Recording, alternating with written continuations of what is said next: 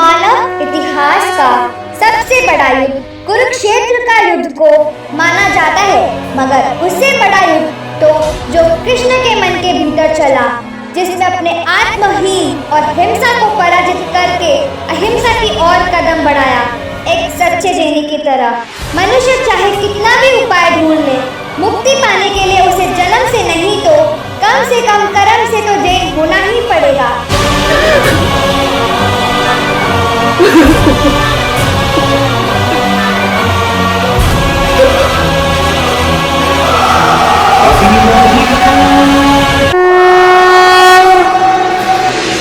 कथा संग्राम की,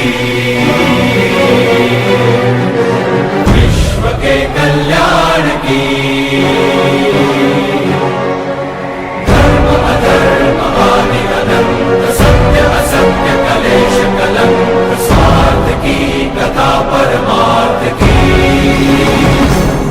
शक्ति है, भक्ति है, जन्मों की मुक्ति है, जीवन का ये संपूर्ण सार है। युग युग से कण कण में, सृष्टि के दर्पण में, वेदों की कथा अपार है। कर्मों की गाथा है, देवों की भाषा है, सदियों के इतिहास का प्रमाण है।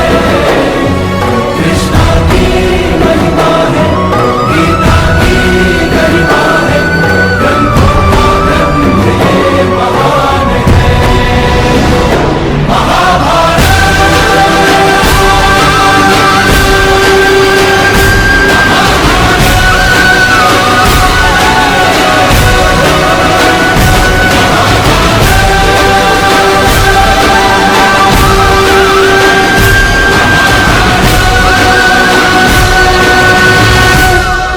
महाभारत का युद्ध समाप्त हो चुका है। कुरुक्षेत्र कटे हुए मस्तकों और फटी हुई छातियों से भरा पड़ा है। मेरी और आपकी कहानी में कौरव खलनायक होंगे, गांधारी के लिए तो बेटे थे।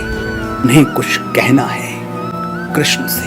मैं 100 पुत्रों की माता होकर भी निसंतान मरूंगी। तुम्हारी आंखों के सामने मेरे पुत्र एक एक करके स्वाहा होते गए और तुम ऐसे देखते रहे जैसे तुम्हारे वश में कुछ था ही नहीं। मैं महाराज धृतराष्ट्र की पत्नी वीर दुर्योधन की माता गांधारी तुम्हें श्राप देती हूँ। तुम्हारी आंखों के सामने यदुवंश का अंत होगा और स्वयं तुम अकाल मृत्यु को प्राप्त होगे।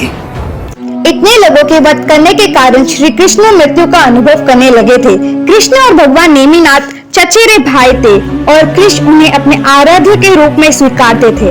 इसीलिए जरासंध के वध के बाद कृष्ण ने अपने आत्म कल्याण का मार्ग अपनाया। भगवान से यह भी ज्ञात हुआ कि देवों की बनाई हुई स्वर्ग से सुंदर द्वारका नगरी का अंत दीपायन मुनि के द्वारा होगा। अगर जैन दृष्टि से देखे तो गीता युद्ध के मैदान में नहीं, चित्त के कुरुक्षेत्र के लिए गाया हुआ लगता है।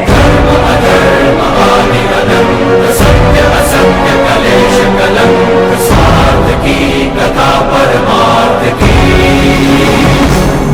शक्ति है, भक्ति है, जन्मों की मुक्ति है, जीवन का ये संपूर्ण सार है। कृष्ण वो एक सम्यक दृष्टि समर्ण वासुदेव हुए। आगामी जन्म में कृष्ण अमम नाम के तीर्थंकर होंगे।